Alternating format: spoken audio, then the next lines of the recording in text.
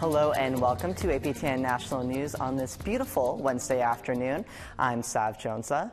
It is now day 3 of the Assembly of First Nations annual General Assembly in Montreal, where the lengthy discussions include going through a whopping 76 resolutions. On Tuesday, National Chief Cindy Woodhouse-Nepinak informed the chiefs that the AFN has a draft settlement offer from Ottawa to finalize long-term reform of First Nations child and family services. Creason Ajakute brings us an update from Montreal. National Chief Cindy Woodhouse-Nepinak confirmed the draft settlement on child reform on Tuesday. However, she withheld the amount of the settlement, saying it falls under privileged information. She said the offer of the settlement from the feds is very significant, adding it's a fair offer that will benefit generations of children. By Tuesday afternoon, the AFN held a closed-door meeting with chiefs to discuss the long-term reform details of the draft offer. All other parties, including the media attending the assembly, were asked to step out of the room. On Wednesday, the Canadian Press reported the settlement amount is worth $47.8 billion, more than double what was originally promised, according to a source who was inside the closed-door meeting. First Nations Child and Family Caring Society Executive Director Cindy Blackstock, who has been leading the way on this file from the beginning, criticized both the AFN and the federal government for keeping the details and the offer settlement number a secret. She says the details should have been made public from the beginning so that all the stakeholders can make informed decisions, and that Canada has a duty to consult with First Nations about their children and families. They should have had the info. And the Caring Society really believes about that transparency is not only important to being accountable, it actually brings the best ideas in. We have got so many talented people out there working with families and their leadership. When they see your ideas, they can say, you know what, that's a really good one, but have you thought about this, or can we improve this? The goal is to come up with the best ideas for kids, hold Canada accountable so it stops discriminating and prevents it from happening again. And don't forget, Canada is going before the Canadian Human Rights Tribunal for actively discriminating against our kids on a non-compliance order in September 10th to the 12th. So it's breaching its obligations right now. So that even should be a wake-up call for all of us to make sure that we're holding their feet to the fire, because kids are being hurt by the government in real time. Part of the many topics being discussed here at the AFN AGM in Montreal includes First Nations policing and the need to increase public safety in First Nations, along with a decision to support an independent inquiry on the 4 Indigenous women who were killed by admitted serial killer Jeremy Skibitsky in Winnipeg. For APTN National News, I'm Creason Ajakute in Montreal. Family members in British Columbia who have had loved ones killed by police are seeking a systemic change in how Indigenous people are treated. And their fight for justice has now come in the form of lawsuits and a call for an inquiry. APTN's Tina House has the story. As hard as it gets, as depressing as it gets, as hard as it gets, and as much racism as we face on a daily basis, as much hatred as we face on a daily basis, I'm going to keep going. For 3 years, Laura Holland has been fighting for justice for her son, 38-year-old Jared Lowndes, who was gunned down by RCMP while parked in a Tim Hortons drive-thru in Campbell River, BC. The RCMP were trying to serve a warrant, but things escalated quickly when a police dog was deployed into his vehicle, and the dog was killed when he attacked Lowndes. Police then opened fire, and Lowndes was killed. His mother, Laura, says she wasn't told how many times he was shot until much later. And I've had to go to court, and I've had to fight for my son's clothing. Because if I didn't fight for his clothing, I wouldn't have seen that he was shot in the back 3 times. What danger were they facing if they shot him in the back? So what I'm trying to do is create a pathway for other Indigenous people and other people, all people, to know how to get some sort of justice. And despite the fact that the Independent Investigations Office did recommend charges against the 4 RCMP officers in this case, The BC Prosecutor's Office refused to go to court with the recommendations.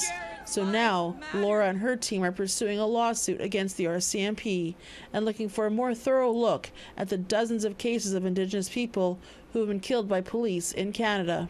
So we're calling for a public inquiry into the systemic killing of Indigenous people by the police.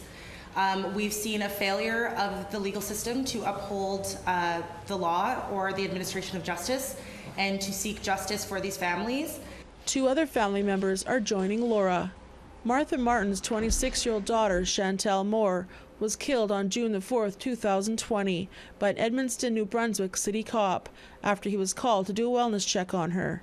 Tragically, just 7 months ago, her 24-year-old son, Mike Martin, died while in RCMP custody in Surrey, BC. They stated that, my son had taken the elastic off his undergarment to asphyxiate himself.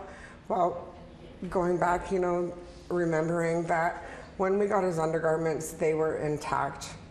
So it raised more questions like, how is it possible?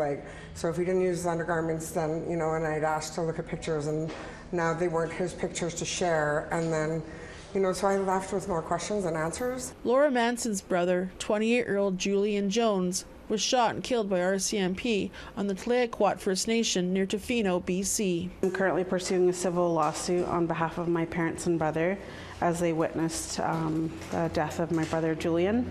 And so this has been a really long, excruciating haul as I don't have community support from my nation and my family. We've been grieving a lot lately. And like many other families, tragedy has united them in their fight for justice. Tina House, APTN National News, Vancouver.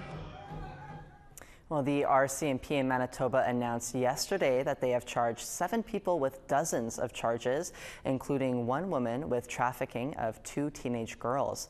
And they believe there could be more teens that were lured through social media. With more, here's T.R. Wheatley. Executed 10 search warrants. Manitoba RCMP announced its Internet Child Exploitation Unit has arrested 7 people and laid 65 charges. It happened in Portage la Prairie, Manitoba, a town of about 14,000 people along the Trans-Canada Highway. Amongst the 7 charged include a woman from a nearby First Nation. Charged in this investigation are Chastity Nicole Assiniboine, 43 years, from Long Plain First Nation. Assiniboine is the only one facing 2 charges of trafficking of a person under 18. RCMP say 2 15-year-old girls were exploited. The 4-month investigation began in February 2024. On numerous occasions, the girls were locked in a room with adult males. They were given methamphetamine and cocaine. There was also 13 firearms recovered as part of the investigation. It is believed the woman from Long Plain First Nation lured the girls through Snapchat and Facebook. Information has led our officers to know that a currently unidentified 13 or 14-year-old female was also exploited by this group. Investigators won't say whether any of the teens are Indigenous as a safety precaution. However, the RCMP's human trafficking coordinator says in general, Indigenous people are often preyed upon. I can certainly say that Indigenous women and girls are overrepresented in our numbers. And I think that that is commonly known and well known, then we can't ignore that. Moving forward, the mayor for Portage says there are plans to work with First Nations leadership surrounding the small city. Reconciliation and working with our First Nations is very important to our council, and I can say every day we are, and so I know there'll be discussions on this absolutely as to how we can work together. Constable Kieran D. Pira was one of the primary investigators. She's reminding the public that everyone can play a part in addressing child trafficking. If you see something, say something.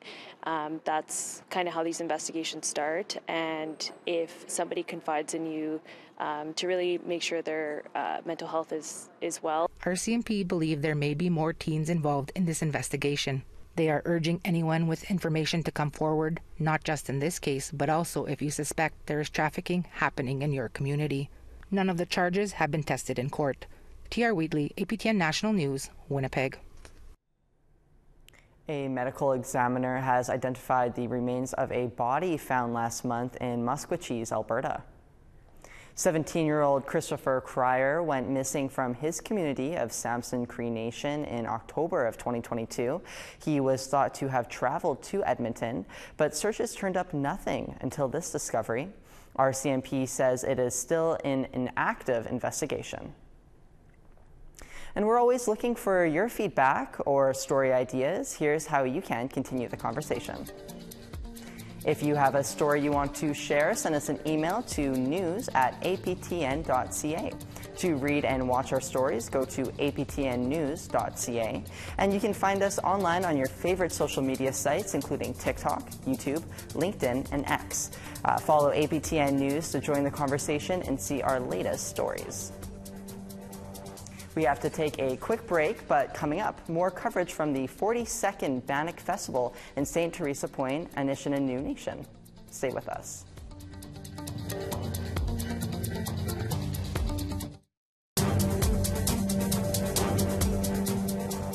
Welcome back. Manitoba Premier Wab Kinew is set to announce the return of land to the Manitoba Métis. The Manitoba Métis Federation is hailing it as a historic day for reconciliation and land back. The event will take place in St. Madeleine during St. Madeleine Métis Days, an event honoring the community that was burnt to the ground to make way for cattle.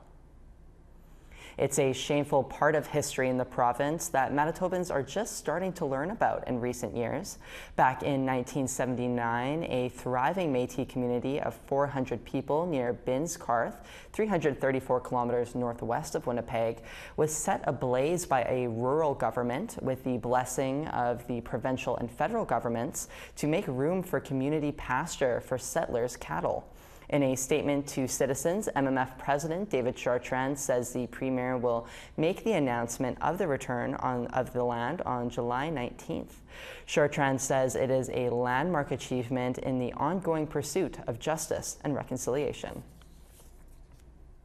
And we are continuing our coverage of the 42nd Bannock Festival in St. Teresa Point and Anishinaabe Nation. Organizers brought in some big name acts, including Johnny Reid. Here's T.R. Wheatley now with what it meant for the community to get someone well known in the music industry. From the moment he stepped off the plane, "Hey Johnny Reid, where are you at?" Country music star Johnny Reid was given his own private tour of St. Teresa Point, Anishinaabe Nation. One of the first stops, Chief and Council Chambers, where those in attendance got an unexpected serenade. Chief Raymond Flett says this concert and the Bannock Festival are meant to create unity and foster relationships that build each other up. And bringing in big names like Johnny Reid, it is possible. Maybe the youth of today can take the festival and the gatherings to another level. Everywhere Reid went, he was stopped to take photos, including these aunties ready to challenge anyone about being Reid's biggest fans. Nice selfies. Who's the biggest Johnny Reid fan?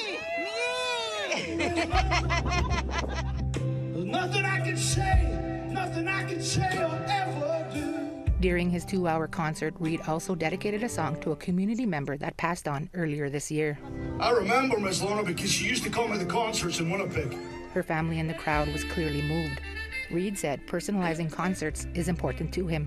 It's always amazing to be part of something bigger than yourself, you know, and I've always a very, very strong connection. Reid, who hails from Scotland, moved to Canada in 1989, knows his music resonates within Indigenous communities, many of which he's toured over the years. Anywhere from Moose Factory to Kuchawak to Nunavut, I mean, it's been endless through the years, you know. And I think it's based on a lot of the lyrical content of my songs, you know.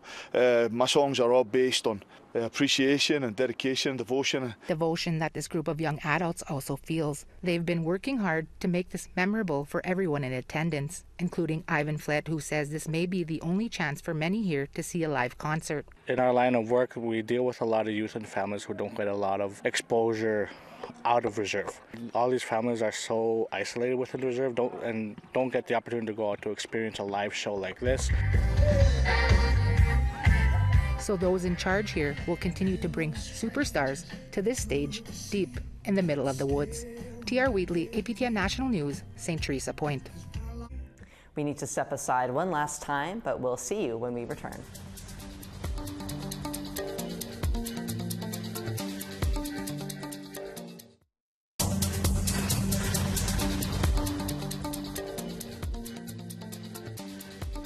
It'll be 20 and some cloud in St. John's, 23 and some cloud in Charlottetown. It is 11 in Cartwright and 12 in Kuujjuaq. It's a cloudy 24 in Quebec City, 26 in Montreal. Toronto is 19 and rain and 18 in North Bay. Timmins is 24 with some sun and lots of sun and 19 in Big Trout Lake. Churchill is 17, 21 in God's Lake.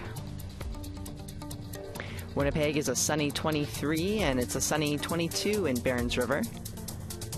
Regina is 23 and Saskatoon is 23 as well. Stony Rapids is a sunny 20 and 26 in Buffalo Narrows. 17 in cloud and high level, 26 in sun in Fort McMurray. 26 in sun in Medicine Hat and 21 in sun in Edmonton and Reindeer. Vancouver is 20 and sunny and 18 in sun in Quesnel. Prince George is a sunny 20 and 17 in Fort Nelson. Whitehorse is 13 and 12 in Rock River. Yellowknife is 15 and 12 in Wati. Tuktoyaktuk is 3 and 3 in Sax Harbor. Arviat is 18 and 9 in Chesterfield. Qaluit is 7 and 2 in Resolute. Fancy Dance, a film starring Golden Globe winner Lily Gladstone, is receiving rave reviews. The film by Erica Tremblay premiered a year ago at Sundance Film Festival, but just recently hit theaters. It began streaming on Apple TV Plus on National Indigenous Peoples Day. Enoch Cree Nation's Crystal Lightning also has a role in the film. Dennis spoke with her on Tuesday. Crystal, awesome to have you with us here today. Thanks for doing this. For those that are unfamiliar, can you tell us a bit about the film Fancy Dance?